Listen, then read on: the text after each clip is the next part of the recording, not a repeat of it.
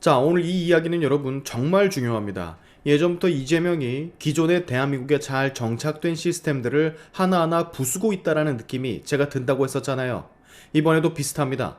문제가 생기면 기존의 제도를 고치는 수준을 넘어 새로운 뭔가를 만들어 그걸 싹 다 덮어버리는, 이번에 논란 중인 부동산 감독원의 지나친 기능이 딱 그 케이스입니다. 겉으로 내세운 명분은 그럴듯해요. 부동산 시장 교란을 엄단하겠다. 투기와 불법을 뿌리 뽑겠다. 네, 맞는 말이죠. 근데 내용을 하나하나 들여다보면 이건 단순한 행정기구의 신설이라 보기 어렵습니다. 자, 핵심부터 말을 하면 부동산 감독원에 부여된 권한이 월권을 한참 넘어선 수준이라는 거예요. 검찰도 못하는 걸 새 조직이 하게 된다라는 느낌. 이번 법안에 따르면 부동산 감독원은 법원 영장 없이도 국민들의 개인 정보, 금융 정보를 전부 들여다볼 수 있게 됩니다. 계좌 이체 내역, 대출 내역, 어떤 부동산을 담보로 대출을 받았는지, 신용정보원에 있는 신용정보 내역 등 사소한 저런 이체 내역까지 전부 다 영장 없이 볼 수 있게 하겠다라는 거예요. 미친 말도 안 되는 소리죠. 시스템을 또 붕괴시키는 짓을 시전합니다. 자, 여기서 우리는요, 꼭 던져야 되는 질문이 있어요.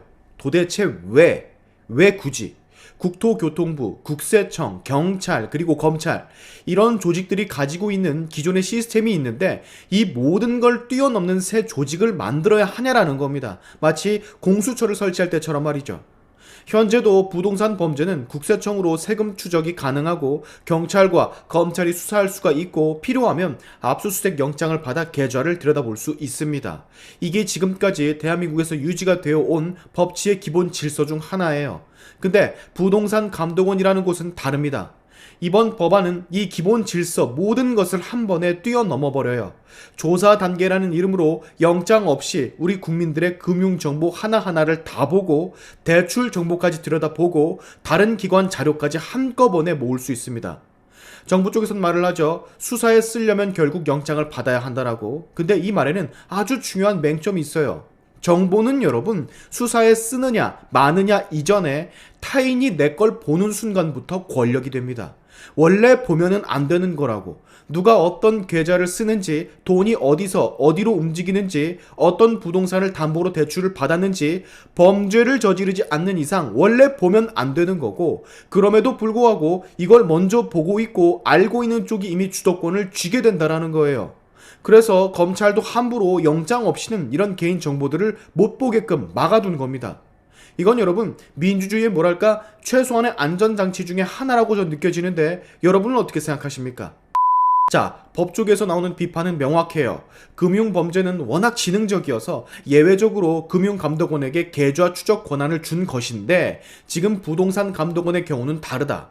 부동산의 경우는 등기 기록이 남고 거래 신고가 의무이고 국세청 자료로도 거의 대부분 파악이 되고 있다. 굳이 영장 없는 금융감시 권한까지 새 조직에 몰아줄 필요가 전혀 없다라고 말을 합니다. 자, 이 지점에서 여러분 이재명 정부의 반복되는 패턴을 눈치채신 분들이 분명히 있을 거예요. 이재명 정책의 흐름을 보면요, 공통된 패턴이 보입니다. 문제가 생기면 여러분 기존에 있는 제도를 보완하는 게 아니라 새로운 조직을 갑자기 만들고 권한을 한꺼번에 몰아줘요. 이번에 부동산 감독원도 그렇고 그 전에 나왔던 부동산 규제 강화, 임대사업자 문제 제기, 다주택자 압박 발언도 뭔가 빌드업 같다는 느낌입니다. 기존 시스템을 아예 신뢰를 하지를 않고 항상 직접 통제 방식 쪽으로 기울어져 간다는 느낌이 들어요. 이런 기분이 비단 저만 드는 게 아닐 겁니다. 이게 위험한 이유 간단해요. 부동산 감독원은 행정부 산하에 있습니다. 100여 명 규모로 구성된다 하고 무엇보다 이재명, 즉 대통령의 의지가 직접적으로 반영되는 조직이에요. 여기에 검찰 수준의 정보 접근 권한까지 주면요, 사실상 행정부가 국민의 개개인을 상시적으로 감시할 수 있는 통로가 새롭게 생기는 겁니다. 부동산이란 명분만 붙었을 뿐 구조는 굉장히 강력한 감시기구로서 작동을 한다고요. 저 시장 교란 엄단이란 말도 전 함정이라고 느껴집니다. 부동산 시장 교란을 엄단하겠다, 이 말 자체는 틀리지 않았어요. 하지만 문제는 누가 어디까지를 교란으로 규정하느냐가 또 문제가 됩니다. 정책에 반하는 거래?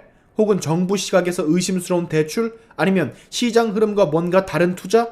기준이 모호해지면 권한이 강한 조직은 무소불위의 권력을 바탕으로 위험한 짓을 저지를 수가 있어요. 결국 남는 질문.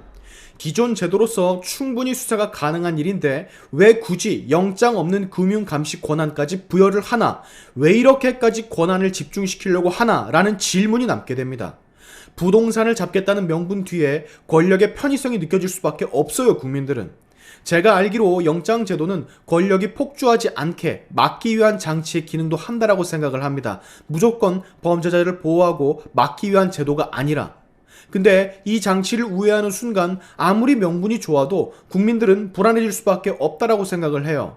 이재명의 이 부동산 감독원, 지금 이 방향이 과연 맞는지, 여러분들의 계좌, 거래 내역, 대출 내역, 담보 내역까지 수시로 영장 없이 볼 수 있는 이런 시스템이 만들어지는 게 과연 맞는 건지 차분하게 한번 생각을 해보세요. 저는 이상합니다. 자, 오늘 샤인투브 여러분 여기까지 할 건데 마지막 광고 하나만 보고 가세요. 자, 설 특집 단호박 물방울떡 이제 끝물입니다. 오늘 주문을 마무리해 주셔야 귀성길 선물에 안정적으로 들고 가실 수 있어요. 이거 여러분 인터넷 최저가 2만원에서 4만원까지 판매하는 제품을 전 내일까지만 12,700원에 판매할 겁니다. 아직까지도 설 명절 선물 못 정하신 분들 있으시면 그냥 구매 링크 들어가서 사시면 돼요. 제가 7년 넘은 구독자 여러분께 나쁜 거 소개해 드릴 리가 없지 않습니까?